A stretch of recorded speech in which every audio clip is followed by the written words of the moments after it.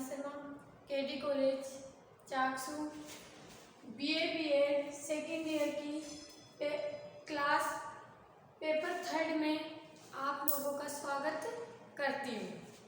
तो अपन ने पिछली जो कक्षा थी उसमें पढ़ा है शिक्षण। अब ये जो पेपर है इसका नाम है शिक्षण और अधिगम। क्या नाम है? शिक्षण और अधिगम। शिक्षण और अधिगम में जो पहला टॉपिक है, जो पहली इकाई है, वो है शिक्षण के बारे में। ठीक है ना? तो शिक्षण के बारे में अपन ने पढ़ लिया कि शिक्षण क्या होता है। शिक्षा, जो शिक्षक द्वारा जो शिक्षार्थी को जो दी जाता है, जो ज्ञान दिया जाता है, वो क्या कहलाती है? शिक्षण। यानी किसी भी मनुष्य द्वारा या किसी भी वस्तु द्वारा दूसरे मनुष्य को जो ज्ञान दिया जाता है और जो वो प्रक्रिया होती है, वो क्या होती है? शिक्षण। तो शिक्षण का अर्थ तो हमने जान लिया, ठीक है। और शिक्षण की परिभाषा भी अपन ने जान ली। किन किन के साथ जानी? किन किन जो लेखक थे, जो शिक्षा शास्त्री थे, वो कौन थे? अपन ने 5 शिक्षा शास्त्रियों के द्वारा ही परिभाषा ली है। तो शिक्षण का अर्थ तो अपन ने जान लिया और शिक्षण की परिभाषा भी अपन ने जान ली। तो अपन शिक्षण के अर्थ और परिभाषा को मद्देनजर रखते हुए, शिक्षण के अर्थ को जानते हुए उसके संप्रत्यय का पता लगाएंगे। ठीक है ना? तो आज का जो टॉपिक है वो है शिक्षण के संप्रत्यय, यानी शिक्षण के जो कार्य है, जो तत्व है, वो क्या है। शिक्षण के संप्रत्यय है वो देखो। पहला, शिक्षण एक प्रक्रिया है। जाहिर सी बात है कि शिक्षण एक प्रक्रिया है, यानी प्रोसेस है जो निरंतर चलती रहती है, ये कभी भी नहीं रुकती। शिक्षा कभी रुकती है क्या? नहीं रुकती ना। तो वैसे ही शिक्षण एक क्या है? प्रक्रिया है, ये चलती रहती है, ये कभी भी नहीं रुकती। इस कक्षा से अगली कक्षा और अगली कक्षा से उससे अगली कक्षा, और शिक्षण की कोई लिमिट नहीं होती, ये निरंतर चलती रहती है। तो इसलिए शिक्षण एक प्रक्रिया है, ये कभी भी नहीं रुकती है। ठीक है। दूसरा पॉइंट है, शिक्षण एक स्व उद्देश्य प्रक्रिया है। यानी जो शिक्षण है, जो टीचिंग है, वो क्या है? स्व उद्देश्य। इसका भी एक न एक उद्देश्य होता है। अपन जैसे मान लो शिक्षा ग्रहण करते हैं, जैसे 10th क्लास में अपन ने शिक्षा ग्रहण की, तो अपना क्या उद्देश्य था कि अपन मेरिट में है और अच्छी स्कूल में एडमिशन ले। फिर 12th में अपन ने शिक्षण लिया या शिक्षा ग्रहण की, तो अपना क्या उद्देश्य था कि अपन अच्छे नंबरों से पास हो और अपना क्या हो? अच्छी कॉलेज में एडमिशन हो। ऐसे ही शिक्षण क्या है? स्व उद्देश्य प्रक्रिया है जो चलती रहती है। ये अपने एक उद्देश्य को रखकर शिक्षा ग्रहण की जाती है। ठीक है ना? तीसरा है, शिक्षण का सीधा संबंध अधिगम से है। यानी जो ये शिक्षण है, जो टीचिंग है, इसका सीधा संबंध किससे है? अधिगम से, यानी सीखने से है। शिक्षण क्या है? सीखने से मिलती है। शिक्षण होती है, जो शिक्षा होती है, इसका संबंध अधिगम से। अधिगम क्या होता है?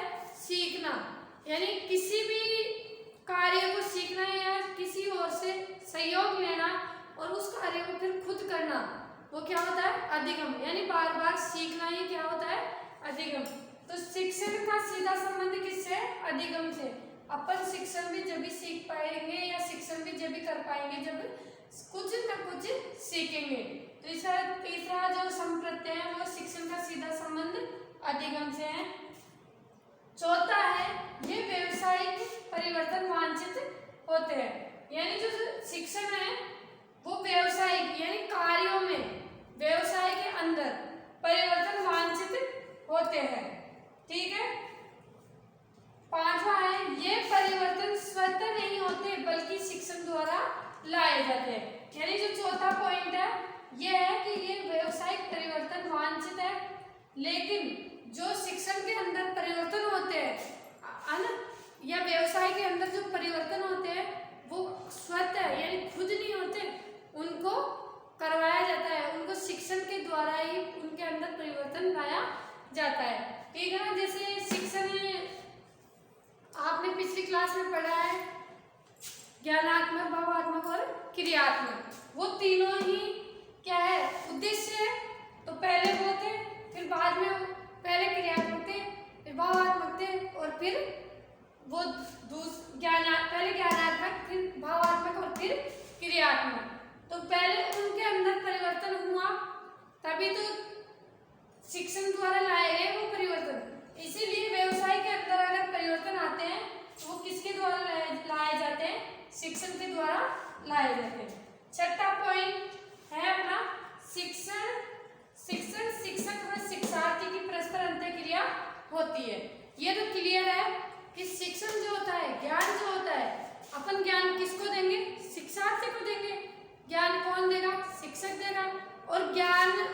शिक्षक और शिक्षार्थी के बीच में क्या होगा, शिक्षण होगा यानी ज्ञान होगा। ज्ञान कौन लेगा या कौन देगा, तो शिक्षक और शिक्षार्थी के बीच में क्या है, शिक्षण है। तो ये परस्पर अंतःक्रिया यानी परस्पर जो वार्तालाप होगी और जो उनको ज्ञान दिया जाएगा वो किसके द्वारा दिया जाएगा, शिक्षक के द्वारा। अपना ये जो अगला है वो है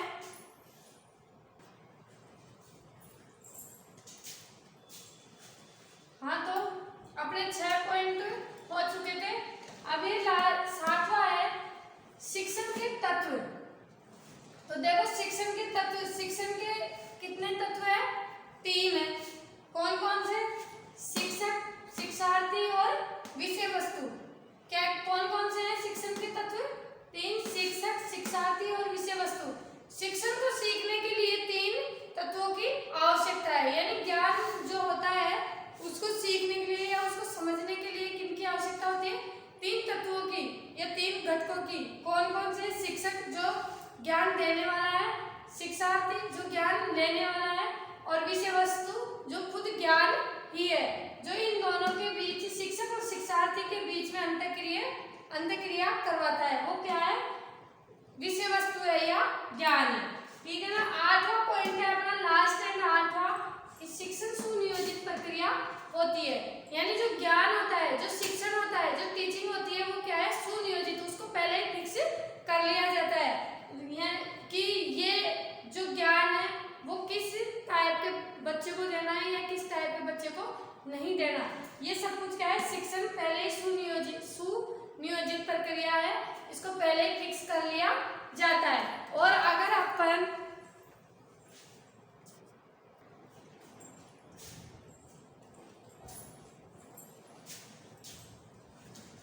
हाँ, तो अपन क्या पढ़े थे, शिक्षण का संप्रत्यय।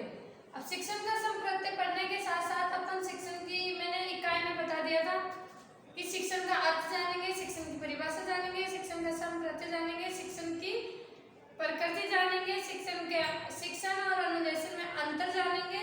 ऐसे अपनी ये इकाई क्लियर हो जाएगी। तो अपन कहाँ आए, शिक्षण की प्रकृति। शिक्षण की प्रकृति यानी शिक्षण की जो टीचिंग नेचुरल, यानी शिक्षण की जो प्रकृति है, प्रकृति को विशेषता भी बोलते हैं। अगर आपको मान लो आपके एग्जाम में विशेषता प्रकृति नहीं आए और विशेषता आ जाए तो आप कंफ्यूज मत होना, प्रकृति को विशेषता भी बोलते हैं। तो जो शिक्षण की जो प्रकृति है, जो शिक्षण की जो विशेषताएं हैं वो कौन कौन सी है वो अपन देखेंगे कि शिक्षण क्यों इतना विशेष है, एक मानव जीवन के लिए शिक्षण क्यों इतना विशेष है, क्यों इतना इम्पोर्टेंट है, महत्वपूर्ण है, जो है वो क्यों है, इसीलिए इसमें बताया गया है। तो पहले जो प्रकृति है वो है शिक्षण एक अंतःक्रिया है, यानी जो टीचिंग है वो क्या है, एक अंतःक्रिया है। इसमें क्या करता है, शिक्षक और शिक्षक एंड शिक्षार्थी दोनों कक्ष में उन दोनों के बीच में वार्तालाप होती है। क्या होती है, वार्तालाप, बातचीत होती है। और जब वार्तालाप, जो बातचीत होती है, अगर मान लो शिक्षक ही बोलता रहे और वो नीरस होकर बैठा रहे, विद्यार्थी कुछ बोले ही नहीं, तो वो अंतःक्रिया तो होगी नहीं। और क्वेश्चन पूछे और विद्यार्थी तो क्वेश्चन पूछे और शिक्षक उसका जवाब दे, तो वो क्या हो गई, अंतःक्रिया। यानी शिक्षण के अंदर ही अंतःक्रिया होती है, यानी जो ये शिक्षक और शिक्षार्थी है, इन दोनों के बीच में वार्तालाप होना ही क्या कहलाता है, अंतःक्रिया कहलाता है। तो शिक्षण की जो विशेषता है वो क्या है, शिक्षक और शिक्षार्थी के बीच में वार्तालाप करवाना ही क्या है, अंतःक्रिया या शिक्षण है। दूसरा जो अपना पॉइंट है वो है शिक्षण कला व विज्ञान दोनों, यानी जो ये शिक्षण है, जो टीचिंग लाइन है, वो कला के साथ साथ विज्ञान भी है और विज्ञान के साथ साथ कला भी है। अब देखो विज्ञान तो कैसे है, जैसे मान लो टीचिंग लाइन में जो अपन जो शिक्षण जो ग्रहण करते हैं, जो ज्ञान जो ग्रहण करते हैं, वो कंप्यूटरी द्वारा या प्रैक्टिकल प्रायोगिक द्वारा जो ज्ञान अर्जित करते हैं, जो ज्ञान प्राप्त करते हैं, वो तो आ गया विज्ञान के अंदर। ठीक है। और ये जो कला है वो है कला, जैसे मान लो ये जो सांस्कृतिक जो प्रतियोगिता होती है, जो प्रोग्राम होता है, बीच बीच में अगर टीचर या शिक्षक जो है वो अपने बच्चों के सामने कोई मनोरंजनात्मक जो साधन का उपयोग ले लेता है जिससे बच्चे हंस जाते हैं, वो क्या हो गया? कला। तो शिक्षण क्या है? शिक्षण कला और विज्ञान दोनों है। तीसरा जो पॉइंट है वो है शिक्षण एक विकासात्मक प्रक्रिया है। ये तो जाहिर सी बात है कि जो ज्ञान ग्रहण करेगा उसका विकास निश्चित है।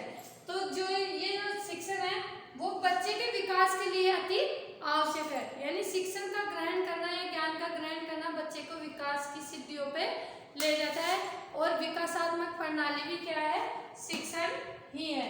शिक्षण से बच्चे का जो डेवलपमेंट, जो विकास होता है वो अच्छी तरीके से हो जाता है। चौथा पॉइंट है अपना, शिक्षण एक सतत प्रक्रिया है।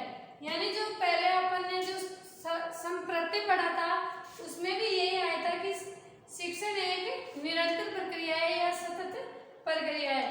तो इसमें भी विशेषता यही है कि जो ये शिक्षण है, जो ये ज्ञान है वो सतत है, वो निरंतर है, वो कभी भी नहीं रुकता, वो हमेशा चलता ही रहता है। कभी किसी रूप में तो कभी किस रूप में, ठीक है ना। तो ज्ञान क्या है? एक बच्चे के लिए काफी महत्वपूर्ण है।